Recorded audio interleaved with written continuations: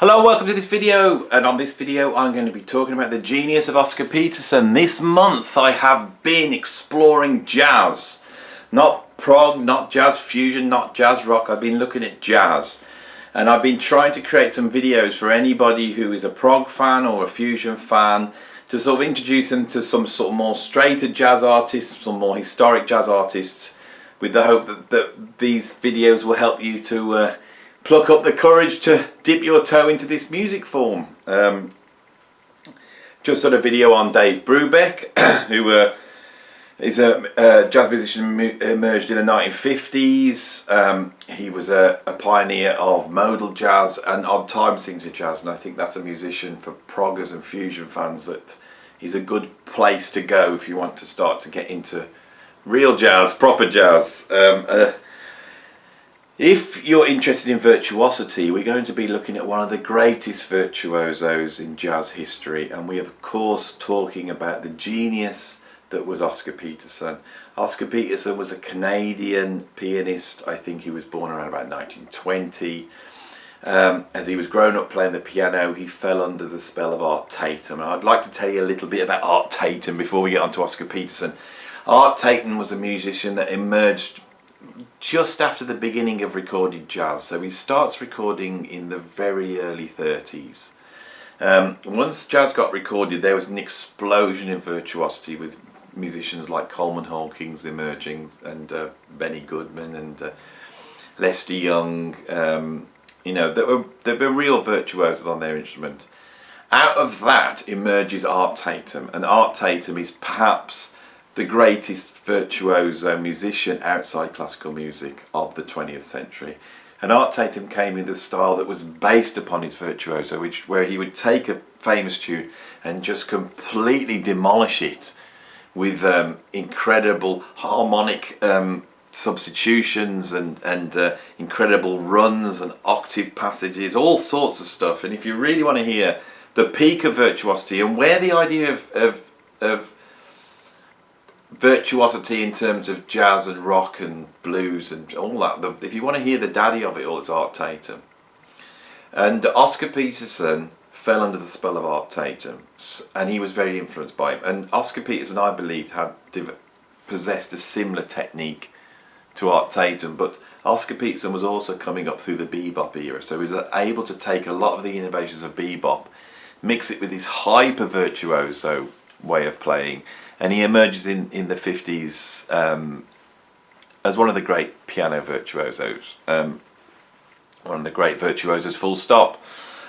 For those of you who are sat there thinking, really, is this really the greatest virtuoso in jazz? He's definitely one of the greatest. If you want to explore this a little bit further, if you jump over to Rick Beato's channel, not now, at the end of the video, and I might actually post a link at the end of the video, he has got a video up there called The Greatest Solo of All Time, and it's Oscar Peterson's solo, and that's well worth checking out as a starting point for getting into Oscar Peterson. What I'm going to do is point you towards some albums, because that's what I do. So I've pulled out a bunch of albums here, right, from my collection that I really like, and a lot of these are from the classic 50s, 60s trio that he had, and I'm going to pull out the one that you go to first, which would be this one, Night Train. Alright, now Night Train was made in the early 60s, 1962. It features the classic Oscar Peterson trio, which has Ray Brown on bass and Ed Thigpen drum. Ray Brown is one of the greatest double bass players in the history of jazz, a real pioneer, and Ed Thigpen was an incredible deft and light drummer to play for Oscar Peterson, because when you listen to the Oscar Peterson trio, you almost don't need a drummer, because Oscar Peterson can do absolutely everything on that piano, and sometimes his trio would be guitar, bass and piano, and he wouldn't have a drummer. He doesn't need one. But with this trio we've got Ed Thigpen on drum, and he definitely navigates through this virtuoso setting. Now this album, Night Train, which is one of Oscar Peterson's biggest sellers, most popular albums, is very bluesy. We have Night Train, Sea Jam Blues, Georgia on My Mind, Bags Groove. This is a funky and groovy album. There's still the incredible virtuoso solos of Oscar on here. But that's a good place to start. But I've pulled out another one. Here's another one, the Trio. I'm not too sure what year. This is 61, so it's the year before. Same lineup. And on here we have a lot of jazz standards. Not that well known jazz standards, actually. I've never been in love before in these wee small hours of the morning, Chicago, the night we called it a day. But this is a great example of trio piano, bass and drums playing. Oscar Peterson was the master of that. Here's an album. Oscar Peterson plays Cole Porter. This is very much in the same sort of concept as the Ella Fitzgerald songbook albums, where Oscar would take a composer and basically the whole album's jazz standards by Cole Porter. Cole Porter's tunes are so famous, but they're so obtuse and strange. So this is, unlike Night Train, which is really bluesy and groovy, this album you can really hear Oscar Peterson exploring with that harmonic virtuosity, the jazz standard on here. And this features one of those trios without drums, and it's got Oscar Peterson on piano, Barney Kessel on guitar and Ray Brown on bass. That's a fantastic album. 3 albums from the classic period. He would often have guests on his albums. I've got a couple of albums here where he guests. The first one is another by the classic trio, and it's this one called Very Tall, fantastic album with the incredible Milt Jackson. Milt Jackson was the vibes player from the Modern Jazz Quartet, which was another group that I will do a video on, I think, this month, because they're another group that if you're a prog or fusion fan, that's a really good group to go and check out, because it's almost like prog jazz. You know, Modern Jazz Quartet really explores sort of classical composition mixed with jazz, this thing called third stream, and they're probably the greatest at doing this. The Modern Jazz Quartet features 3 players that are very cool and introverted. John Lewis on piano especially, the great Connie Kay on drums. But in that band is the fiery vibraphone player Milt Jackson, who is just all over the place, virtuoso. So here you get to see him pit his virtuosity against Oscar Peterson, which is incredible. In the 70s, Oscar Peterson started to work on the Pablo Jazz label, and he made a lot of albums which would pit him against different musicians. Some of my favourites are the ones where he's with Joe Pass on guitar. Joe Pass is another virtuoso guitarist. But I've pulled out one I absolutely love, which is this one, Oscar Peterson and Stefan Grappelli. And this is basically Oscar Peterson, Stefan Grappelli, and then we've got Niels H.O. Pedersen on double bass and Kenny Clark on drums. Kenny Clark, of course, being one of the pioneer bebop drummers. But Neil Orts Pedersen on double bass, there we're talking perhaps the greatest double bass virtuoso that ever lived. And again, if you toddle over to Rick Beato's channel, you'll be able to find a video on him as well. He's like the Jaco Pastorius of the double bass. And the trio that he had with him and Martin Drew on drums in the 70s was a sight to behold. This trio actually used to front a TV show here in the UK in the early 80s, where they would have all sorts of guests. And as I came into playing the drums, that was so essential to be able to watch on mainstream television Oscar Peterson come out. It was almost like a chat show format. So we'd have someone like John Ponte or Louis Belson would come out, or Joe Pass, and they'd play a tune solo, then they'd have a chat, like a chat show, and then they'd play together. And that was an incredible show. And so I grew up listening to Oscar Peterson. For me, he just embodies jazz virtuosity. But even though he's such a virtuoso, you will never hear him overplaying. Even though there's all those blinding runs, everything is so logical and in its place that he never seems to be overplaying, and that's his great skill. These musicians I've covered, Brubeck and Oscar Peterson, they don't seem to get mentioned in the same breath as a Miles Davis or Sonny Rollins or Thelonious Monk.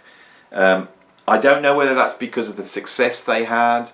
I don't know whether because they're not seen as being as cutting edge as maybe these pioneering musicians. I think in Brubeck's case he was a cutting edge musician. Oscar Peterson wasn't. Oscar Peterson wasn't pushing down the boundaries and barriers of jazz. He wasn't pushing forward. What he was doing was assimilating everything that had happened in jazz up until that point and presenting it in an incredible way with just tons of virtuosity, tons of swing, tons of groove. And often, if you do want to approach a genre like jazz and you haven't been there before, rather than going to the pioneers where you're hearing the ideas of jazz not fully developed in their raw state, it's often better to go to an exponent that has jazz totally under their control. And I think that's something Oscar Peterson has. To listen to an Oscar Peterson solo is to almost listen to the history of jazz. He will often open up and you will hear stride piano, and then you will hear some blues, really heavy blues, then you'll hear bebop runs, then you hear some modal ideas. He will experiment with the timing, and one of the pianists, contemporary pianists that I also hear doing this is Hiromi. Now of course Hiromi was like a disciple of Oscar Peterson, and I feel that she has really carried on in the same vein as Oscar had explored before her time.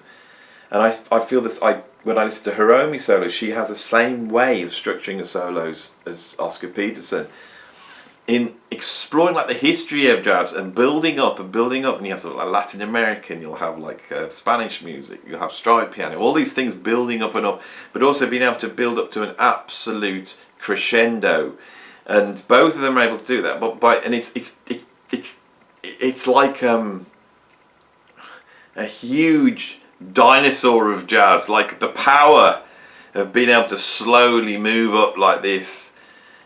They don't reach peaks. They get to a peak and then maintain that peak, and you're almost breathless. And then they go up another notch and they maintain that peak. It's like a juggernaut, right? Not a dinosaur, a juggernaut. I went for the wrong thing. I was struggling for a metaphor there. But yeah, these are juggernauts. They're mighty, mighty musicians. The piano, of course, is the instrument that's been all the way through at the centre of jazz. It was there in the early jazz recordings. You know, you've got Earl Father Hines on those Louis Armstrong recordings, and it's still there today. And of course, the piano is able to almost like boil down the what a jazz group does onto one instrument. Some guitarists are able to do that, like, you know, Lenny Breau and Joe Pass. They're able to boil that down as well. But the pianist can really do it. And with Oscar Peterson, with the virtuosity, the power in all his groups of him basically completely in control is a thing to behold. So hopefully on this video I have whetted some of your appetites to go and explore. And I suggest you start with, I will bring it up again, where is it? This album is the Blaze. It's a funky, groovy album. There's no like weird jazz standards on there, no weird chord progressions or tunes you need to know. Straight blues a lot of the time. It's a funky album, and that's the place I would start. So I think I'm done on this video. If you like what I'm doing here, please like. If you want to subscribe and see some more, please subscribe. Put what you think in the comments. You know, I know me talking about jazz like this will not get the views that, you know, my top 10 prog and fusion videos will. And that's a shame, really. I think the best video I've ever done on this channel is my video about Louis Armstrong. And it had not many views at all, but I think it's important because all the music we talk about on this channel is coming out of this art form. It's coming out of jazz. And for me, to understand jazz is to understand all 20th century popular music. Anyway, I'm done. I'm going to get out of here. I'll see you on the next video. Thanks for watching, and I'll see you soon.